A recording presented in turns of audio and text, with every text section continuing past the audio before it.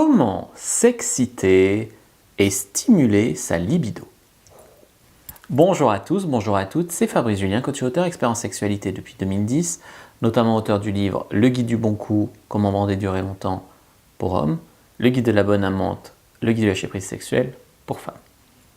Dans cette vidéo, j'ai envie qu'on parle un petit peu de comment s'exciter, comment stimuler sa libido, parce que j'entends beaucoup de raisons à faire l'amour. J'entends beaucoup de couples qui me disent « j'ai envie de faire l'amour parce qu'on ne l'a pas fait depuis longtemps ». J'ai envie de faire l'amour parce que je l'aime. J'ai envie de faire l'amour parce que je m'ennuie un peu, parce que j'ai du temps libre, parce que je veux un gosse, parce qu'il faut bien, parce que voilà. Je trouve pas que ce soit des bonnes raisons de vouloir faire l'amour, même si on est en couple ou quoi. Je pense que c'est beaucoup mieux de faire l'amour parce qu'on est excité, parce qu'on a envie, etc. Le monde moderne laisse quand même peu de place au fait d'être raccord dans notre excitation.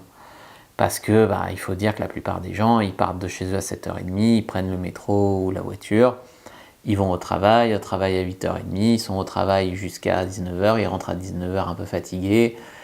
Bon, c'est vrai que la vie moderne laisse peu de place au fait d'avoir envie tous les deux en même temps, etc. Souvent, au début de se fréquenter, on a envie en même temps parce qu'on se voit un peu aussi pour ça, tu vois. On se voit le vendredi soir avant le week-end ou pendant le week-end, on est un peu plus détendu, on ne l'a pas fait depuis longtemps, on a envie. Mais quand après on vit ensemble, on peut se mettre en route une routine et tout ça, en fait c'est un petit peu la faute du monde moderne, où ok, on est tout le temps ensemble ou presque, le soir, mais pas forcément au moment où on a envie de le faire, et puis en plus, le corps et les esprits n'ont pas forcément envie en même temps.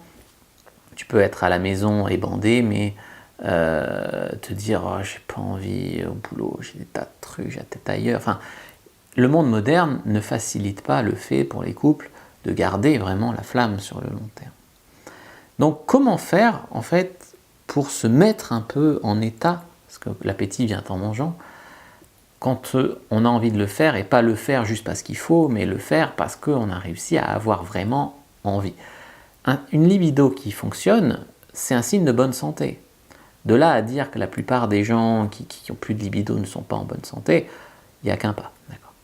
Alors, comment faire? Premier conseil, vous pouvez tout à fait soigner l'ambiance. Créer une ambiance pour vous retrouver, par exemple, l'huile essentielle, par exemple des bougies, par exemple se faire un massage, par exemple installer une petite protection sur le matelas, voilà, enfin, créer une ambiance propice au sexe, ça va déjà vous mettre dans le mood. Parce que forcément, pendant que tu vas acheter ta petite huile de massage ou ton truc, tu vas penser à tout ça. Et même si tu fais le massage, tu touches le corps de l'autre, tu te fais toucher ton corps quand on te rend le massage, tout ça c'est excitant. Deuxième conseil, il faut que dans votre couple et surtout dans votre esprit, dans votre monde intérieur, il n'y ait pas beaucoup de honte ou de malaise, de saleté associée au sexe, d'accord?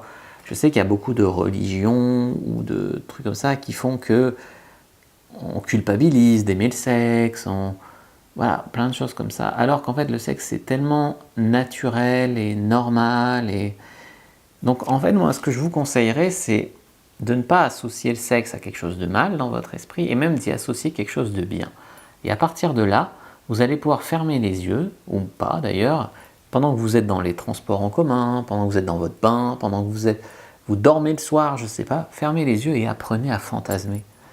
Apprenez à vous exciter tout seul ou toute seule, à fantasmer. Alors le porno c'est bien, la littérature érotique c'est bien, mais juste arriver à fermer les yeux et fantasmer sur des choses qu'on aimerait, ça entretient la libido. Et autorisez-vous à fantasmer sur n'importe quoi, sur n'importe qui.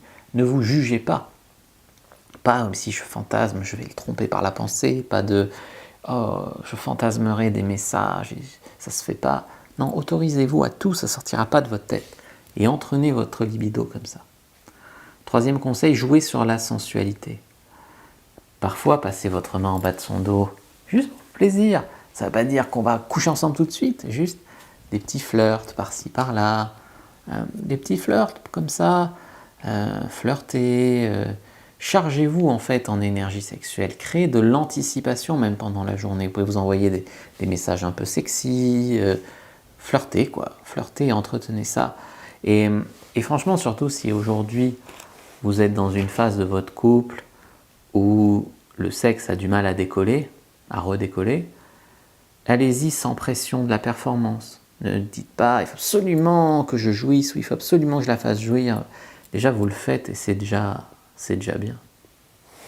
Conseil suivant, numéro 4. Vous avez le droit de regarder du porno ou de la littérature érotique, de la fiction érotique. Il n'y a pas de mal à ça, mais essayez de ne pas y mettre toute votre énergie sexuelle.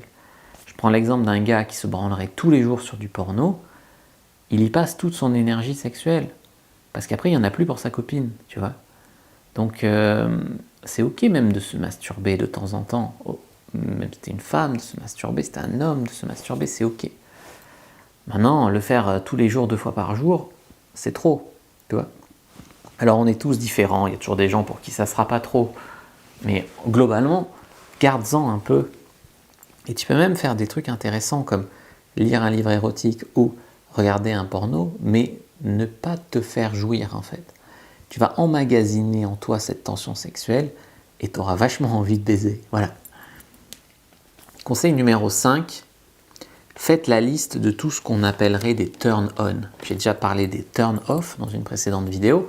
Les turn-off, c'est tout ce qui te la coupe. Je sais pas, il garde ses chaussettes au lit, ça me la coupe. Bon. Les turn-on, c'est le contraire. C'est tout ce qui fait que, même si la personne est moche, tu as envie de baiser si on fait ça. C'est vraiment tes turn-on. Ça peut être des pratiques, des endroits, voilà. Qu'est-ce qui vraiment vous excite de fou dans la vie? Faites la liste là-dessus. Et quand vous sentez que vous êtes un peu en dedans, sortez cette liste et faites un de ces trucs et ça devrait vous remettre. Numéro 6, j'ai expliqué en introduction que la libido avait un rapport direct avec la santé. Meilleure santé on a, plus de libido on a généralement. Hydratez-vous, mangez correctement, entretenez votre corps en bonne santé, ça peut passer aussi par le sommeil, etc. Et en numéro 7, 7e conseil, prenez vraiment soin de votre relation. Parce que des fois, la libido diminue au sein d'un couple, parce qu'il y a des non-dits, parce qu'on a peur, parce qu'on est fâché contre l'autre, on a de la frustration. Prenez soin de votre relation. Pour ça, il y a mon livre « Le guide du couple heureux ». Voilà, j'espère que cette vidéo vous aidera. N'hésitez pas à liker, commenter, partager. Je vous dis à bientôt. Téléchargez votre guide offert, au fait, de sexualité, qui vous donnera déjà des conseils pas mal. Moi, je vous dis à bientôt et que le dieu de la sexualité et de la séduction soit avec vous, les amis.